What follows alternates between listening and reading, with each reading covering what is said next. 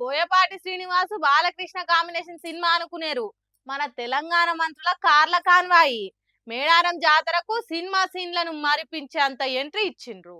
అన్ని కార్లు ఎందుకురా బుజ్జి, అసలే పెట్రోల్ రేట్లు మండిపోతున్నాయనే డైలాగ్ తెలియకనో, లేకుంటే జనం సొమ్ము ఎట్లా పడితే అట్లా ఖర్చు చేస్తాం, మమ్మల్ని అడిగేది ఎవరు అనుకుని ఇట్లా చేస్తున్నారో తెలియదు గాని వందల కొద్ది కార్లను మేడారం జాతరలో గీ తిరగ తిప్పిండ్రు. ఇంకో దిక్కు గాలి మోటార్ను షేర్ ఆటో తిరగ చక్కర్లు కొట్టిస్తున్నారు. కార్లలో పోయేంత కాసింత దూరాలకు కూడా హెలికాప్టర్లు వాడుతున్నారు. ఇయో గిదే కావచ్చు మన సీఎం రేవంత్ రెడ్డి సార్ చెప్పిన దుబారా తగ్గించుడు. ఇగో గిదే కావచ్చు ఉన్నంతల సంసారాన్ని సర్కార్ను నడుపుడు. ఇంతకంటే పొదుపు ఇంకే రాష్ట్రంలో చేయలేరు కావచ్చు. తెలంగాణ ఇంకెవ్వరు ఏలినా గింత పొదుపు చేయలేరు కావచ్చు కదా. పొదుపు ఉన్న దాంట్లే సదురుకునుడు కాపాయం అంటే ఇదే కావచ్చు. మరి రాష్ట్రం ఆర్థికంగా బాగలేదు, అప్పు ఉడతలేదు, ఆనా పైసా ఎవ్వడిస్తలేడు. కాబట్టి స్వీయ నియంత్రణే దీనికి పరిష్కారం. ఉన్నంతలో సంసారం నడుపుకున్నట్టు సర్కార్ను నడుపుకోవాలి, దుబారా ఖర్చులు తగ్గించుకోవాలని సీఎం రేవంత్ రెడ్డి సార్ చెప్పిండు కదా.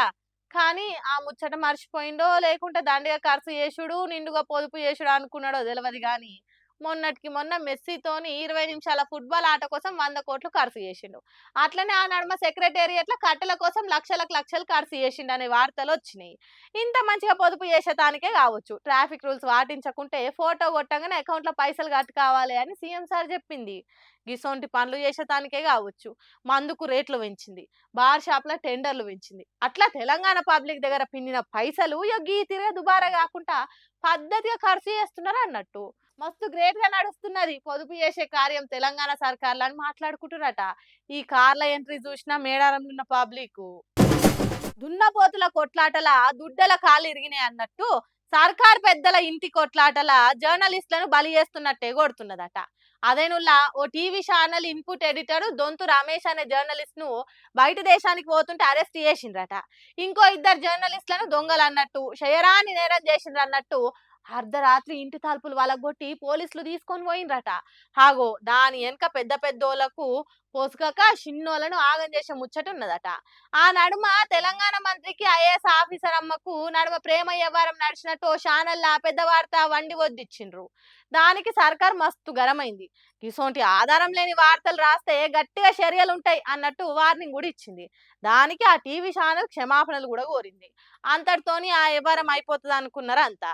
కానీ సిపి సజ్జనార్ను పెద్ద మనిషిగా పెట్టి స్పెషల్ ఇన్వెస్టిగేషన్ చేసి ఇట్లా జర్నలిస్ట్ ను అరెస్ట్ చేసిండ్రు. అయితే ఆ ఛానల్ కాంగ్రెస్ పార్టీ సర్కారు వంత వాడేదని, ప్రభుత్వానికి అనుకూలంగా అని అందరికి తెలిసిన ముచ్చటనట.